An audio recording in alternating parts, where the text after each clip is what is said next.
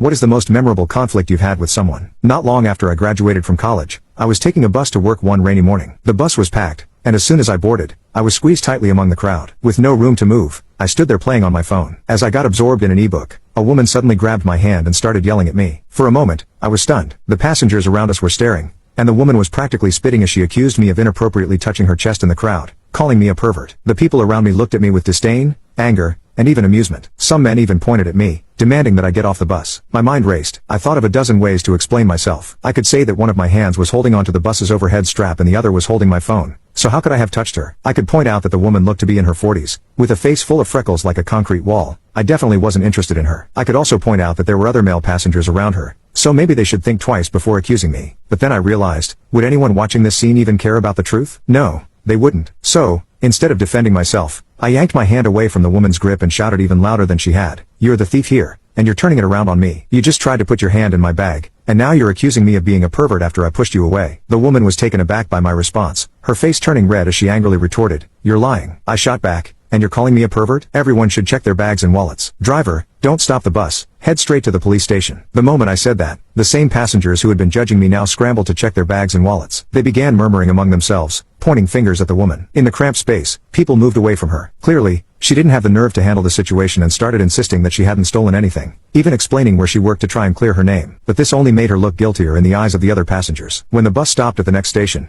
she quickly got off, looking embarrassed. Of course, I knew she wasn't actually a thief. I had deliberately turned the accusation back on her, but I didn't feel guilty because I hadn't touched her chest. She had falsely accused me first. One of my university professors, Mr. Zhang, had taught me this tactic. He always seemed carefree and unrestrained, often doing things that crossed the line but never getting into trouble for it. I remember once after class, a group of us boys were playing cards in the classroom. Mr. Zhang quietly watched for a while before he couldn't resist and shoved one of us aside to take over, saying, "Your card playing is terrible. Let me show you how it's done." That's how we discovered he was also a card enthusiast. One time, while playing mahjong off campus, he sat there like a street thug, smoking and chewing betel nuts while imparting his 4 life principles to us. Don't chase true love from prostitutes. Don't sacrifice yourself for slogans. Play dumb around your boss. And always muddy the waters when things go wrong. He told us, most of the stuff I teach you in class, less than 1% will be useful in life. But if you learn these 4 rules, you'll benefit endlessly. Later, there was a scandal at our school where Mr. Zhang's competitor was accused of academic fraud. It was said that the competitor had used ghostwriters for many of his papers. Clearly, Mr. Zhang's rival had set him up,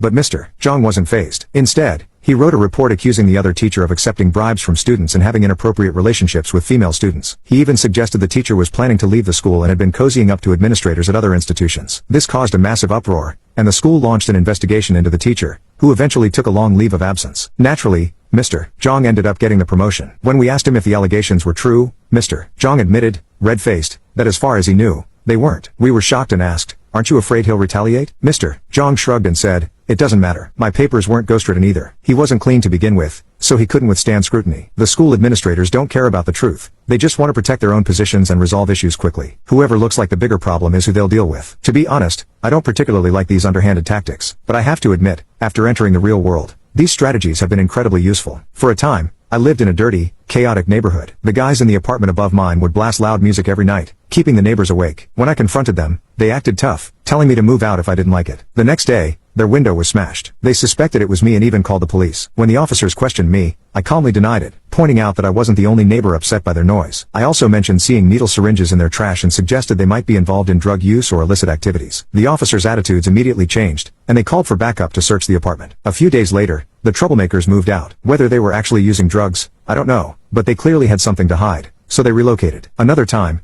I took my phone in for repairs, and the technician quoted me $150. But after the repairs were done, he demanded $300. I didn't argue, just paid the money and left. Later, I returned to his shop, sat outside smoking, and warned passersby that the shop sold faulty phone parts. The technician came out furious, yelling that I was lying. As a crowd gathered, I calmly insisted that his parts had exploded. Eventually, the mall manager intervened, and the technician refunded my money, apologizing profusely. This world is full of toxic people. When they latch onto you, reasoning with them is useless. You have to outdo them in shamelessness to protect yourself. As a child, I once tried to reason with some bullies by quoting our teacher's lesson about mutual respect and kindness. They laughed and beat me up instead. The next time they picked on someone, I picked up a brick and smashed it over the leader's head. He collapsed in tears, and when the teacher arrived, no one dared speak up, not even the bullies. That's when I realized that being kind alone isn't enough. It's useless. You need to be a kind person who also knows how to defend yourself with force when necessary. Only then will your kindness truly be valued and protected.